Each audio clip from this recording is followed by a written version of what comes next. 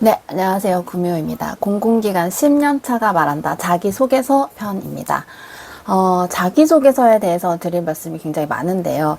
제가 오늘 자기소개서에서 드리는 말씀은 순전히 주관적인 견해이고 수많은 자기소개서 작성법 중에 단 하나임을 주지해 주시면 감사하겠습니다. 그리고 제가 유튜브에 자기소개서 작성하는 방법을 좀 찾아봤더니 40분짜리, 1시간짜리 분량도 많습니다. 그래서 정석대로 자기소개서 쓰는 방법을 공부하고 싶으신 분들은 일단 그 40분짜리, 1시간짜리 영상을 먼저 보시고요. 오늘 저는 굉장히 임팩트 있게 공공기관, 공기업 자소서 쓸 때 딱 기억해야 되는 3가지 정도만 말씀을 드리려고 합니다. 기억해야 할 3가지라고 말씀드릴 수도 있고요. 저는 자기소개서를 이렇게 나눠보고 싶어요. 하수, 중수, 고수 이렇게 3가지로 좀 나눠보고 싶습니다. 자기소개서가 쓸 때 이제 그 온라인으로 응시를 하잖아요. 그래서 온라인으로 응시할 때 이렇게 항목이 뭐 무슨 질문 이렇게 질문이 똑똑똑똑 나눠져 있는 경우에는 자소서를 쓰기가 비교적 수월합니다. 그런데 자소서 중에 이제 특별한 양식을 주지 않고 자기소개를 해보세요라고 뭐 천자내외를 해보세요라고 쓰라고 하는 경우도 있는데요. 그럴 경우가 굉장히 힘듭니다. 왜냐면은 그냥 자기소개서를 하라고 했기 때문에 나를 뭐 어디서부터 어디까지 설명을 해야 되지? 뭐 중심으로 설명을 해야 되지? 이제 이렇게 궁금할 때가 많은데요. 일단은 이렇게 똑똑똑똑 항목을 끊어주지 않고 질문을 주지 않고 천자내외로 자소서를 쓰라고 할 때 가장 하지 말아야 할 행동. 네, 이거 하수입니다. 하수. 가족 소개부터 시작하는 거예요. 엄하지만 성실하신 아버지 밑에서 그 지혜로운 어머니 밑에서 장남으로 자랐습니다. 어렸을 때부터 아버지께서는 예의범절을 강조하셨고 이렇게 시작하는 자기소개서가 있어요. 저도 그 채용을 할 때 이제 채용에 참여를 많이는 안 해봤는데 저는 이제 그 정규직 말고 기간제 채용에만 좀 참여를 해봤습니다. 그래서 기간제를 뽑을 때 가장 먼저 이제 자소서를 보게 되는데요. 자소서를 볼 때 정말 죄송한 말씀인데 서두에 아버지가 나오면은 넘겨버립니다. 그 사람이 얼마나 괜찮은 사람인지는 다 읽어봐야 하는 게 정말 맞기는 한데 자소서가 상당히 많잖아요. 그리고 저에게는 시간이 한정되어 있고 시간은 다 돈입니다, 여러분. 그래서 시간을 마냥 쓸 수가 없어요. 그래서 아버지라는 말이 나오면은 일단 잘 넘깁니다. 그리고 좀 그런 것도 있어요. 좀 뭐라 그래야지? 흔하다 그래야 되나? 제 사회 경험은 없기 때문에 이제 학교 생활에 대해서 많이들 얘기를 하시는데요. 학교 생활에 대한 얘기 나오면은 넘겨버려요. 사실 관심이 없어요. 그 학교에서 뭐 했는지 관심이 없습니다.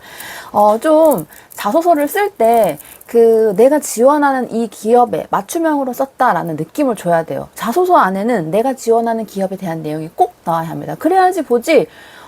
그 사람이 뭐 엄마 아빠랑 어떻게 살았는지 학교에서 무슨 수업을 들었는지 동아리 뭐 했는지는 크게 중요하지 않습니다. 그래서 하수, 가족 얘기하거나 동아리 얘기하거나 뭐 그런 얘기 하수입니다. 중수는 뭐냐? 중수는 이제 그거예요. 묻는 말에 정확하게 답변한 자소서. 예를 들면은 당신이 여기서 일해야 하는 이유가 뭡니까? 라는 질문에 대해서 제가 뭐뭐뭐 하기 때문에 여기에 입사를 해서 뭐뭐뭐 해야 합니다. 다시 장점은 뭡니까? 장점은 뭐뭐입니다. 당신 공공기관 적합한 인재입니까? 네, 이러하기 때문에 저는 공공기관에 적합한 인재입니다. 이렇게 묻는 말에 똑똑똑똑 묻고 답하고 정확하게 답변하는 자소서? 맞아요. 아주 정확하게 잘 썼어요. 정확하게 잘 썼는데 느낌이 없어요. 느낌이 오지 않아. 그 사람을 채용할 때 그 느낌을 보면 안 되는데 서류를 많이 보다 보면은 아까 말씀드렸듯이 시간이 한정되어 있다 그랬잖아요. 그래서 서류를 보다 보면은 그 느낌이 안 오는 굉장히 정확하고 해야 할 말만 썼는데도 이 사람 뭔가 필이 오지 않는다 이런 느낌이 있어요. 정확하게 쓰기만 하면 그건 중수입니다. 이렇게 중수로 작성한 자소서는 서류는 통과될 수도 있어요. 그렇지만 면접관의 눈길을 사로잡지는 못한다. 그러면 여기서 궁금한 점, 고수, 자소서의 고수는 어떤 자소서가 고수의 자소서이냐? 그거는 이제 제가 요거는 어디 유튜브에도 다뤄진 건 아닌데 묻는 말에 정확하게 답변을 하면서 참신하고 창의적이고 그 어디에서도 본 적이 없는 새로운 문장으로 시작하는 그런 자소서가 고수의 자소서입니다. 어떻게 쓰냐고요? 네, 지금부터 말씀드려보겠습니다. 자기소개를 쓸 때 이과 출신인 분들은 이과적으로 쓰는 게 더 편하겠죠? 이과적으로 쓰시고 문과를 나오신 분들은 문과적으로 접근을 하세요. 이과를 나오신 분들은 그 자기소개서를 숫자를 그냥 다다다다다닥 넣어가지고 쓰세요. 예를 한번 들어볼게요. 일단 자기소개서는 내가 지원하는 그 기관에 내가 지원하는 직무와 관련이 있어야 된다고 했잖아요. 그러니까 그 직무 플러스 나의 경험 플러스 숫자, 그렇게 넣어서 쓰면은 고수의 이과적인 자소서입니다. 사례를 한번 들어볼게요. 당신이 당신이 예를 들면 식품 관련된 기관이라고 쳐요. 당신이 이런 식품 관련 무슨 보험공단에 식품공단이라고 할게요. 당신이 이 식품공단에 일해야 하는 이유를 한번 서술해 보세요라고 했어요. 그러면은 이런 거 쓰는 거죠. 제가 어느 날 편의점에서 무슨 식품을 샀는데 쌀을 샀는데 쌀을 뜯자마자 벌레가 나온 거예요. 그래가지고 벌레가 나와서 이걸 어떻게 해야지 인터넷을 알아봤더니 그 인터넷에 보니까 어디로 신고하라고 되어 있더라. 1399를 신고하라고 되어 있더라. 그래서 1399에 신고를 했는데 1399에서는 그런 쌀 같은 경우에는 식약처 소관이 아니고 농림부 소관이기 때문에 농림부로 전화를 해야 된다. 아니면은 여기서 접수를 하시면 다른 데 이관을 시켜드릴 수도 있다. 그런 안내를 받았다. 난 그런 경험을 했는데 거기에서 제가 생각한 게 이 관련된 업무를 이렇게 개선을 하면 좋겠다라는 생각을 했습니다. 이렇게 쓰면은 내가 지원하는 식품 관련 기관에 그리고 식품 관련 기관에 내가 지원하는 1399 불량식품 관련된 직무와 관련된 나의 경험을 쓴 거겠죠. 근데 거기에다가 숫자를 어떻게 넣느냐? 그거를 개선사항을 3가지 정도 들 수 있을 것 같습니다. 예를 들면은, 포장지에다가, 식품 포장지에다가, 농산물 관련, 신고는 어디라고 쓰는 것을, 제안을 해가지고, 정책적으로 도입하는 방법이 있을 거고요. 두 번째 방안은, 1399 신고했을 때, 콜을 받을 때, 애시당초, 농산물 관련은 어디를 번호로 하십시오라고 노랫소리 나오기 전에 그 내용을 먼저 넣어서 사용자들의 편의를 높여야 합니다. 라던가 이런 식으로 개선 방안을 여러 가지 생각해 본 다음에 3가지의 개선 사항을 제안 드립니다. 그래서 저에게는 이런 업무와 관련된 창의적인 발전적인 방향에 대한 내용들이 무궁무진하게 있기 때문에 제가 이 기관에 지원하는 것이 적합하다고 생각합니다. 그런 식으로 꾸미면 되겠죠. 이과적인 거죠. 근데 이거 말고 또 다른 식으로도 할 수 있을 것 같아요. 예를 들면은 얼마 전에 뉴스에서 이런 보도가 나오는 걸 봤습니다. 요즘에 해외 직구가 폭증하고 있다고 하는데 해외 직구가 정말 식약처 인증받지 않고 외국에서 저한테로 물건이 넘어오는 건지 저는 그때 처음 알았습니다. 이런 것들은 국민이 알아야 할 필요가 있는데요. 그래서 제가 해외 직구 관련 조사를 해봤습니다. 해외 직구가 2010년도에는 직구 수입량이 10%였는데 2023년도인 현재는 1년치 수입량이 이 정도이기 때문에 몇 년 전 대비해서 78% 수입량이 상승했습니다. 이렇게 수입량이 상승한 데 반해 대국민들이 그 식품이 인증받지 않은 식품이라는 걸 아는 인지도는 20%에 불과했습니다. 이런 식으로 관련 자료를 찾아가지고 자기소개서에 그 직무와 관련된 내용 플러스 경험 플러스 숫자를 넣는 거예요. 네, 그렇게 하시면 됩니다. 문과적인 접근은 뭐냐? 저는 자소서를 쓸 때 문과적으로 접근을 했습니다. 저는 철저하게 이과 쪽으로 발도 뒤져보지 않는 문과 중심이기 때문에 문과적으로 작성을 했는데요. 저는 이제 그렇게 생각했어요. 제가 자소서를 쓰기 전에, 과연 면접관이 내 자소서를 볼까? 내가 어떻게 써야 그 면접관이 내 거를 한 줄을 읽고 재밌어서 두 번째를 읽고, 두 번째를 읽고 재밌어서, 이거 끝까지 읽어봐야 되겠는데? 끝까지 읽고, 이건 뭐야 해서 끝까지 읽고, 한 번 더, 앞으로 가서 뒤까지 한 번 더 보는 그런 자소서. 저는 그런 자소서를 제가 쓰고 싶었어요. 그래서 고민을 한 결과, 여러분, 제가, 부전공이라 해야 되나? 제가 석사과정을 심리학을 했습니다. 그래서 제가 손을 뚜둑거리게 되네요. 제가 그래서, 아, 내 자소서를 소설 형태로 써야 되겠다라고 생각을 했어요. 소설 형태로 어떻게 쓰느냐? 그런 거예요. 첫 문장이 그냥 확 와닿게 너무너무 궁금하게 첫 문장을 쓰는 거예요. 예를 들면은 우리가 소설을 보다 보면은 소설의 첫 문장이 이런 경우인 경우가 왕왕 있잖아요. 그렇지만 그는 칼을 떨어뜨리지 않았다. 그 칼은 그의 가슴 속에 있었던 것이다. 이렇게 첫 문장 이거예요. 뭐야? 대뜸 없이 왜 칼을 왜 떨어뜨려? 왜 안 떨어뜨려? 근데 그 칼이 왜 가슴 속에 있어? 무슨 일? 살인사건이 있었나? 다음을 읽게 됩니다. 궁금하니까요. 인간은 본능적으로 궁금한 거에 대해서는 그 다음을 보고 싶어 합니다. 그래서 그런 식으로 하면 좋을 것 같아요. 그 첫 문장을 소설 쓰듯이 아주 호기심을 유발하는 후킹이라 그러죠. 아주 호기심을 유발하는 걸로 스토리를 짜세요. 문과적인 접근이라고 말씀드렸잖아요. 자기소개서에 스토리를 짜세요. 예를 들면은 자기소개서 문항 중에 그런 게 있을 것 같아요. 본인이 겪었던 일 중에 아주 어려운 문제를 창의적으로 해결한 사례가 있으면 써보세요. 이런 그 자기소개서 문항이 있다고 해봅시다. 창의적으로 해결한 사례. 떠올려 볼게요. 저도 분명히 창의적으로 해결한 사례가 있을 거기 때문에 저는 저 같으면 이렇게 쓸 거예요.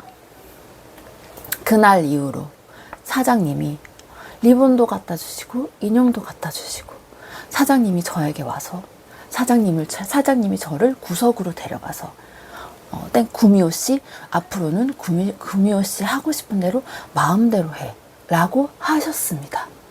자기소개서에 이런 문장이 나오는 거예요. 너무 궁금하지 않겠어요? 이거는 소설이에요. 그래서 면접관이 아니 창의적으로 해결한 거 쓰라고 했는데 사장님이 구석으로 데려가서 구미호 씨 앞으로 하고 싶은 대로 구미호 씨 하고 싶은 대로 마음대로 해. 이거 약간 미묘하면서 궁금하죠? 여성이든 남성이든 너무 궁금하죠? 뒤에 무슨 내용이 있는지. 내용인즉슨 여러분들이 자소서 쓸 때 많이 하는 거 있잖아요. 아르바이트 경험 많이 쓰잖아요. 아르바이트 경험에 관한 얘기입니다. 예를 들면 제가 이 방금 말했던 걸 재미없게 구성해 볼게요. 저는 아트박스라는 데서 아르바이트를 했었습니다. 발렌타인데이 한 2주 전이었는데요. 2주 전부터 저희는 초콜릿 포장을 하기 시작했습니다. 그리고 시간이 흘러서 발렌타인데이 당일이 되었습니다. 발렌타인데이 이틀 전이 되었습니다. 그런데 웬걸? 초콜릿이 팔리지가 않는 겁니다. 그래서 저는 묘안을 생각해 봤습니다. 초콜릿이 왜 이렇게 안 팔릴까? 초콜릿이 팔려야 되는데 지금 이제 당장 내일 모레 이틀 뒤면은 발렌타인데이인데 이게 이렇게 안 팔려서는 될 일이 아닌데. 그래서 저는 생각하던 것에 초콜릿만 팔 것이 아니다. 이거 내가 이제 초콜릿을 받는 사람이라고 생각해보고 내가 뭘 받고 싶은지 상상을 해보자. 상상을 하는 거예요. 초콜릿만 받는 건 싫어. 선물이 있었으면 좋겠어. 그래서 제가 사장님한테 말도 안 하고 그 예쁜 아기자기한 인형 같은 거 있잖아요. 인형 같은 거 가져와가지고 인형 등에다가 초콜릿을 업어가지고 아주 예쁘게 리본형으로 포장을 한 거예요. 그랬더니 그 제품이 불티나게 팔려나가는 거예요. 그래서 어라 이거 봐라. 초콜릿만 하면 하는 게 아니라 이런 거 다른 거랑 결합시키니까 융합이라 그러죠. 다른 거랑 결합시키니까 막 그것만 막 팔려나가는 거예요. 그래가지고 제가 재미를 얻어가지고 사장님 이거 제가 그 인형이랑 같이 한 게 다 팔렸는데 제가 지금 다른 것도 한번 좀 시도를 해봐도 될까요? 그랬더니 사장님이 그렇게 한번 해봐 뭐 그래 인형으로 묶은 게 다 팔렸어? 해봐 이런 거예요. 그래서 제가 또 생각하다가 아트박스에 가면은 액세서리 같은 게 있어요. 목걸이도 있고 귀걸이도 있고 약간 그냥 액세서리 금 아니고 이런 것들 그런 거랑 그 초콜릿이랑 또 엮어가지고 풍성하게 엮어가지고 목걸이 잘 보이게 해가지고 이제 또 포장한 거예요. 또 그것만 불티나게 팔리는 거예요. 근데 다른 거기가 이제 아트박스가 좀 큰 데여가지고 알바생이 한 7명, 8명 있었거든요. 그 당시에는 그 알바생들이 전부 초콜릿 포장만 해요. 그 시즌이기 때문에 시즌에 그냥 한몫 단단히 잡아야 되기 때문에 초콜릿 포장만 해가지고 초콜릿만 파는데 다른 알바생이 초콜릿 포장한 건 안 팔려요. 제가 한 건 팔려요. 계속 다 팔리는 거. 그래서 사장님이 저를 구석으로 데려가더니 왜 구석으로 데려갔느냐? 제가 막내였어요. 그리고 저는 방학 때만 하는 알바. 다른 분들은 직원들, 저는 방학 때만 하는 알바여가지고 사장님이 저를 구석으로 데려가서 몰래 조용히 다른 직원들을 듣지 못하게. 왜냐면 시기 질투를 받잖아요. 저는 막내 알바생인데 다른 직원들이 한 거는 실적이 없어요. 근데 한낱 한 달짜리 알바생인 제가 실적을 다 내고 있는 거예요. 그래서 사장님이 몰래 데려가서 구미호 씨 뭐 하고 싶은 거 있으면 아무거나 요 아트박스 안에 있는 거 다 가져다가 한번 해봐. 구미호 씨 하고 싶은 거 다 해. 이렇게 말을 하셨다라는 썰입니다. 근데 이거를 그냥 제가 아트박스에서 아르바이트 했을 때의 일입니다. 이렇게 시작하면은 면접관이 오케이 패스. 그치? 알바한 사람 얼마나 많아요? 다 알바 안 해본 사람 있어요? 알바 다 해봤잖아. 알바한 경험이구나. 넘겨. 안 봐요. 근데 구석으로 몰래 데려갔다. 거기서부터 궁금해서 보는 거예요. 근데 내용이 창의적이잖아요? 이 친구 창의적인데? 이 친구 면접을 한번 봐야 되겠는데? 이거에 대해서 좀 더 자세하게 물어봐야 되겠는데? 매사에 이런 식으로 일을 처리하는지 한번 물어봐야 되겠는데? 궁금한 거예요. 그렇게 문과적으로 접근하는 겁니다. 그렇게 제가 하수, 중수, 고수 이렇게 한번 나눠봤습니다. 뭐 일단 자기소개서에서는 이렇게 하수, 중수, 고수 이제 웬만하면은 고수식으로 쓰시고요. 자신이 없으시면은 안전방으로 가고 싶다 싶으시면은 중수 정도만 쓰셔도 됩니다. 중수 정도로 쓰고 묻는 말에 정확하게 답변하는 것이 훈련이 된 다음에 고수의 단계로 넘어가시는 걸 추천드립니다. 고수의 단계는 숫자와 소설이 난무하는 곳이기 때문에 중심이 잡히지 않았는데 숫자와 소설이 난무하면은 정말로 소설로 치부되어 가지고 보지 않습니다. 우리가 자기소개서를 달라고 했지 소설 달라고 한 건 아니잖아요. 그러니까 본인이 이제 중수 정도 되게 정확하게 답변을 할 줄 안다. 그런데 여기 뭔가 후킹이 없는 것 같다. 그럴 경우에 고수식으로 이과적으로 혹은 문과적으로 이렇게 수치적으로 혹은 소설식으로 접근을 하는 겁니다. 이렇게 하면은 면접관이 최소한 봅니다. 고수식으로 쓰면은 면접관이 최소한 그 자소서는 보기는 봅니다. 넘겨버리진 않는다. 그렇게 말씀드릴 수가 있고요. 다음번에는 참 지난번 영상에 제가 그거 말씀 못 드렸는데 제가 앞으로 제가 현역이잖아요. 현역 공공기관 10년차 현역 장기 근속상 수상. 예. 그래서 제가 앞으로 채용하는 것부터 자기소개서 쓰는 것부터 그다음에 면접 보는 것까지 해가지고 실제 공공기관에 입사해서 어떤 직렬은 어떤 업무하고 어떤 직렬은 어떤 업무하고 제가 왜 모든 직렬마다 무슨 일을 하는지 알겠어요. 왜냐 10년을 다녔기 때문에 다니고 있기 때문에 다른 부서 사람들하고도 대화를 하면서 그 직렬은 무슨 일을 하는지를 듣기 때문에 제가 할 수 있는 겁니다. 앞으로 제가 그 썰을 계속 풀 거예요. 구독, 좋아요, 알림 해주시고요. 다음번에는 이제 제가 그 면접 관련해서 한번 영상으로 다뤄보려고 합니다. 면접도 잘 보는 방법 있습니다. 면접 때 면접관 사로잡는 방법 있습니다. 제가 알려드릴게요. 다음 영상에서 뵙겠습니다.